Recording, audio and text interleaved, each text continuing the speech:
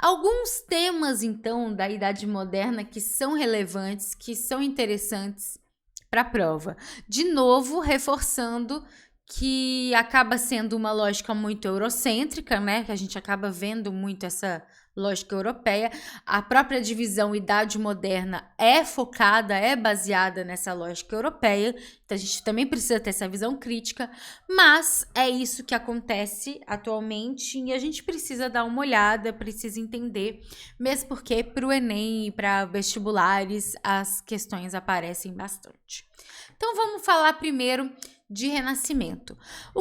Outra coisa que é importante na hora dos seus estudos é tomar cuidado, porque assim, geralmente os livros, os módulos, as apostilas, enfim, os capítulos, ou até mesmo os vídeos, as videoaulas que você assiste, as aulas que você assiste, elas são muito separadas, né? Aí tem o Renascimento, aí tem a Reforma Protestante, aí tem o absolutismo, aí tem a expansão marítima, aí tem o mercantilismo. Só que tudo isso dentro da lógica da Idade Moderna estão ali no mesmo período, né?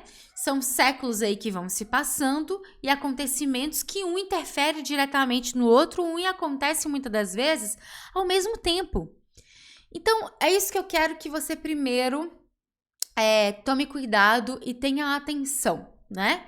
Não é porque, eu tenho minha professora ensinou absolutismo primeiro, mercantilismo depois.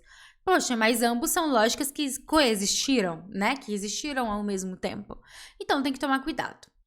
Quando eu falo, por exemplo, de Renascimento, eu também posso falar de expansão marítima, né? São aí movimentos que aconteceram ao mesmo tempo na Europa desse período aí, século XIV, século XV. A expansão marítima a gente acaba vendo mais quando a gente fala de Brasil colônia, né? E aí a gente tem os pioneiros, que são os portugueses e os espanhóis. A gente tem a formação dos estados nacionais, com 4 estados nacionais importantes da gente perceber nesse período, que é Portugal, Espanha, Inglaterra e França. Portugal e Espanha sendo pioneiros nessa formação, nessa centralização. Consequentemente, esse pioneirismo auxiliou esses 2 estados na Península Ibérica, né? Por isso que a gente fala os ibéricos, né? Estão localizados aí na Península Ibérica. Auxiliou essa galera a serem pioneiros na expansão marítima, Portugal primeiro, depois veio a Espanha.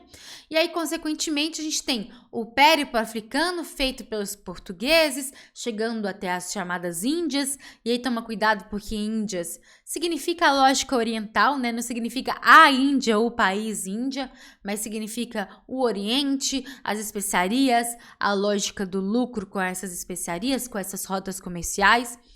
Consequentemente, por esse périplo africano aí também existe o nascimento do tráfico negreiro, da lógica do tráfico negreiro, existe o nascimento da lógica colonialista, com a descoberta, com a chegada, né? Não gosto desse termo descoberta, mas com a chegada dos europeus à América, existe também a lógica colonialista, que vai se reunir com a lógica escravista, e aí se forma todo esse sistema que a gente acaba conhecendo muito bem, né? Devido à lógica do Brasil colônia. Tudo isso aí, a expansão marítima vai ser também um marco e, consequentemente, né, 1492, com a chegada do Colombo à América, é um marco histórico.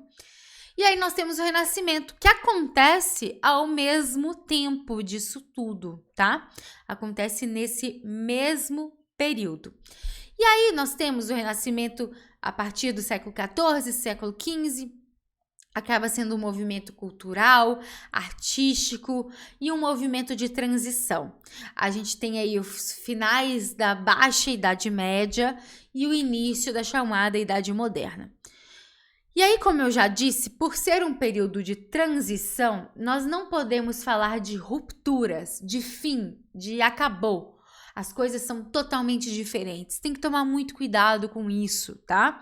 Ainda mais pelo Renascimento ser uma lógica que preza mais pelo individualismo, pelo racionalismo, né? Por obras humanistas, né? Que priorizam mais a lógica do ser humano, dos estudos, da observação, da experiência, das novas técnicas.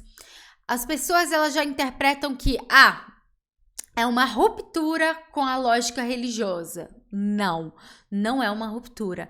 É só observar, primeiro, os principais patrocinadores aí, digamos assim, né, do mecenato, né, que a gente fala, que são aqueles que dão grana para essas obras acontecerem, os principais têm relação, conexão com a Igreja Católica. Já começa daí.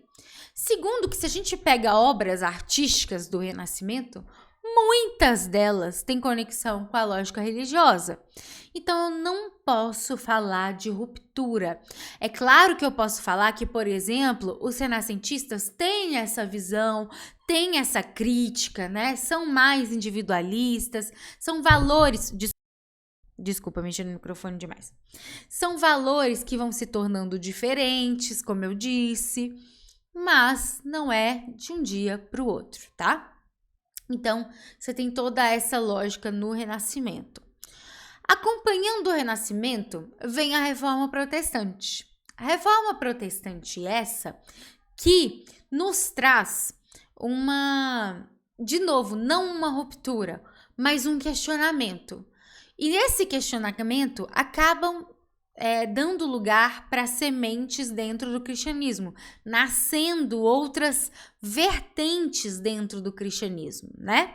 Então, existia lá a Igreja Cristã, a Igreja Católica, Apostólica Romana, existia a Igreja Ortodoxa, que também católica, mas ortodoxa, que esse rompimento foi praticamente 500 anos antes, né? Que acho que é 1056, 1053, algo assim, que é a Cisma do Oriente. Então, já tinha existido essa separação, digamos assim, da igreja, né? Que vai acontecer mais uma vez.